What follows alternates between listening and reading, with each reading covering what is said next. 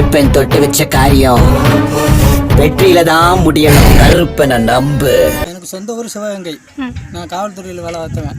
நான் இந்த கோயிலை பற்றி சொன்னாங்க. இங்கே ஒருத்தர் வந்து கருப்பணசாமியிலேருந்து இதெல்லாம் விவரம்லாம் சொல்கிறதாக என்ன நடந்தது வச்சது அப்படின்னு சொல்ல கேள்விப்பட்டு வந்தேன். அவருடைய அருள்வாக்கு வந்து ஒரு 4 வாரத்தை சொன்னார். 4 வாரத்தை சொன்னாலும் சொன்னவதான் இருந்துச்சு. எனக்கு தூக்கி அறிப்படுத்தேன். சொல்கிறத பார்க்கையில எனக்கு புல்லரிச்சு ஒரு மாதிரியா கையால் ஆரம்பிச்சிச்சு. இதில் சொன்ன 4 விதங்கள் என்ன சொன்னார் அப்படின்னா, நான் என் வீடு கட்டிக்கிட்டு சென்ட்ரிங் போட்டிருக்கேன், மே வீடு. அது இந்த வந்து 3 மாதத்துக்கு முன்னாடி கருப்பா நான் வீடு கட்ட போகிறேன், நல்லபடியாக பார்த்துக்கப்பான்னு சொன்னேன் அப்படின்னு சொல்லி அது நல்ல விதமாக முடிஞ்சிருக்கு. இப்போ வேலை ஓடிக்கிட்டு நல்ல விதத்தை காப்பாற்றுவேன் அப்படின்னு சொன்னார்.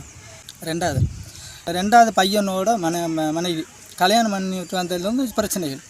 இந்த பிரச்சனை எப்படி ஓடி முடியும் அப்படின்னு என் கையில் சத்தியம் பண்ணி 115 நாள் டைம் கொடுக்குறேன், பிரச்சனைகள் சால்வ் ஆயிரும் அப்படின்னு உறுதி கொடுத்து என் கையில் சத்தியம் பண்ணார். வெளிநாடு போகணுமே, ஆனால் அமெரிக்கா 15 விசா வந்து உடனே வர சொல்லிட்டாங்க. உடனே குடும்பத்தோடு அமெரிக்கா போயிட்டேன். அடுத்து என் சம்பந்தி இப்போ இங்கே வந்திருக்காங்க.